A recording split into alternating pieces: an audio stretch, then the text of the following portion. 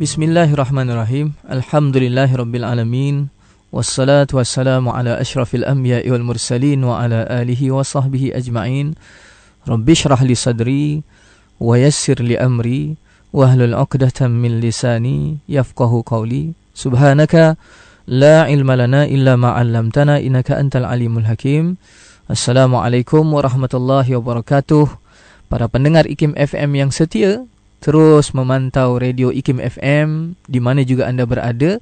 Mudah-mudahan kita sentiasa dilindungi oleh rahmat Allah Subhanahu Wa Taala bersama-sama kita di motivasi pagi pada hari ini. Dan masih lagi bersama dengan saya, dan kita bercerita tentang uzlah Nabi sallallahu alaihi wasallam meninggalkan masyarakat Mekah jahiliyah menuju ke Gua Hira.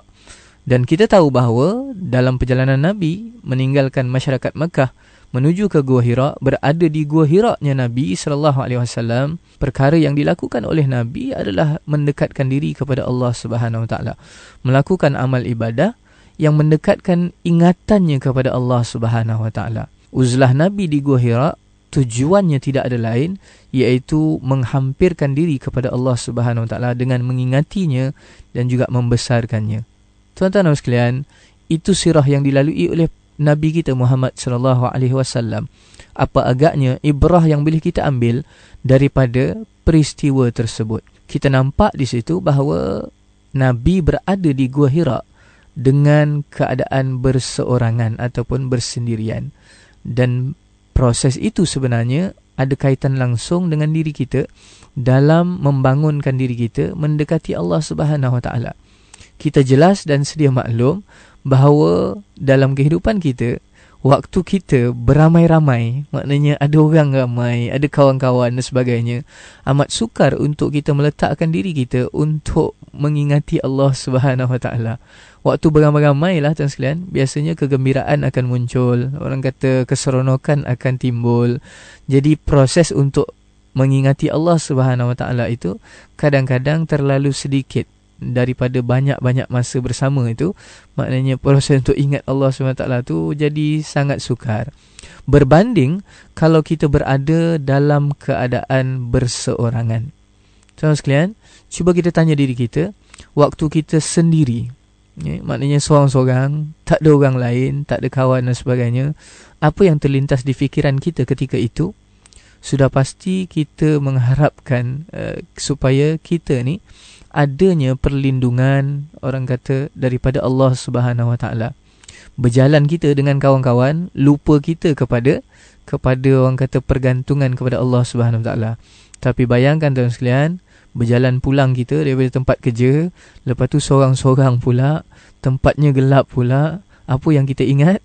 Kita ingat perlindungan Allah Subhanahu Wa Taala, kita ingat bantuan Allah Subhanahu Wa Taala, kita ingat untuk maknanya menghampirkan diri kita kepada Allah Subhanahu Wa Taala. Balik daripada bekerja ataupun pergi bekerja, sayup jauh di mana-manalah tuan sekalian, dan sunyi kita bergerak awal pagi tuan sekalian, dan kemudian jalan yang kita lalui pula memang sunyi, tak ada kenderaan lain tuan sekalian, dan kita kena lalui pula kawasan yang gelap. Jadi apa yang kita ingat tuan sekalian? Ketika itu sibuk kita buka IKIM, cari mana radio yang ada, pasang ayat Quran. Sebab apa? Sebab nak ingat kepada Allah Subhanahu Wa Taala. Cuba kita lalu jalan yang sama, ada kawan yang ramai, bergelak ketawa kita, bersenda gurau kita, lupa kepada Allah Subhanahu Wa Taala. Itu fitrah yang Allah SWT beri kepada kita, bahawa kita bila bersunyi-sunyi, bersendiri kita, dia adalah jalan untuk mendekatkan diri kita kepada Allah Subhanahu Wa Taala, sebagaimana yang dilalui oleh Nabi sallallahu alaihi wasallam di Gua Hira. Jadi tuan-tuan sekalian, kita kena lihat bahawa proses bersendiri ini adalah sesuatu yang kita kena cari jalan untuk buat, untuk laksanakan. Dan kita nampak bahawa dalam bulan Ramadan kita boleh lakukan perkara tersebut.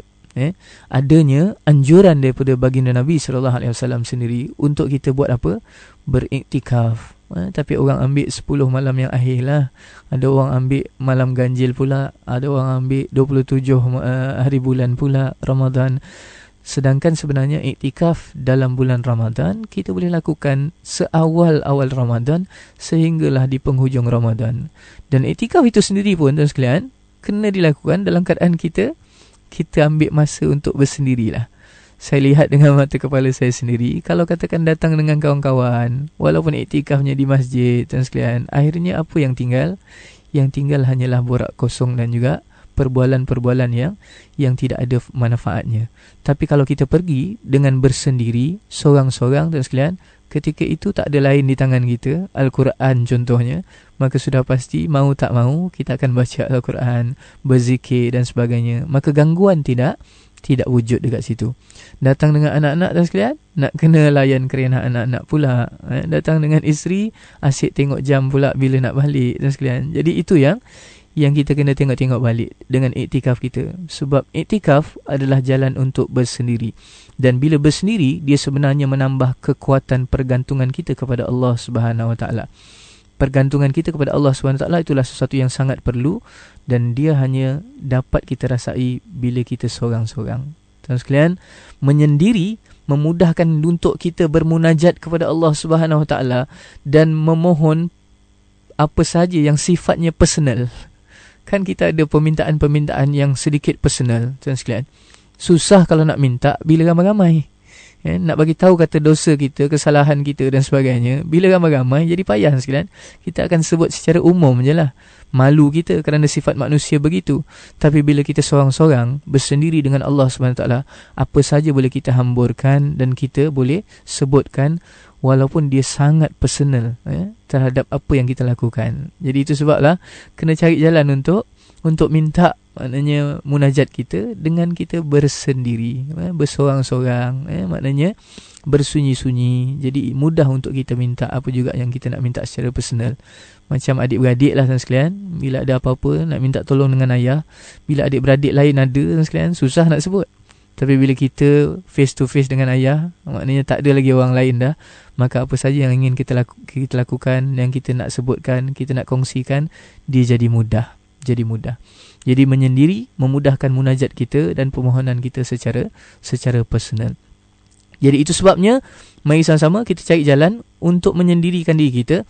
Ada orang yang hebat tuan sekalian, waktu dia bersama dengan orang ramai juga, dia boleh bersendiri. Itu dah sampai satu tahap yang tinggilah, level tinggi tuan sekalian. Maknanya kalau katakan bersembahyang tuan sekalian, secara berjamaah pun, dalam jemaah yang ramai tuan sekalian, datang khusyuknya, dia seolah-olah seorang-seorang.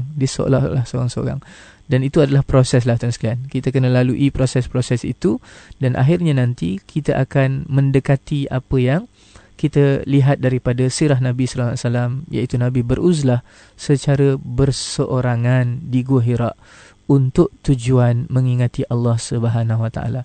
Dan kita sebagai umat baginda Nabi sallallahu alaihi wasallam, mari sama-sama kita cari jalan untuk sama-sama mengikuti proses bersunyi-sunyi, bersendiri, untuk iktikaf dalam bulan Ramadan ini. Dan juga dengan cara itu dia akan dapat membawa kita untuk mengenal diri kita sendiri, kelemahan diri kita sendiri, kekurangan diri kita sendiri. Akhirnya kita akan mengagungkan yang lebih besar, yang lebih berkuasa, iaitu Allah Subhanahu Wa Taala. Ayo kita lihat bagaimana Allah Subhanahu Wa Taala mengingatkan kita dalam firman-Nya dalam surah Ar-Ra'd ayat 14, yang bermaksud hanya kepada Allah doa yang benar. Berhala-berhala yang mereka sembah selain daripada Allah Subhanahu Wa Taala tidak dapat mengabulkan apapun bagi mereka. Tidak ubahnya seperti orang yang membukakan kedua tapak tangannya ke dalam air agar air itu sampai ke mulutnya, padahal air itu tidak akan sampai ke mulutnya, dan doa orang-orang kafir itu hanyalah sia-sia belaka.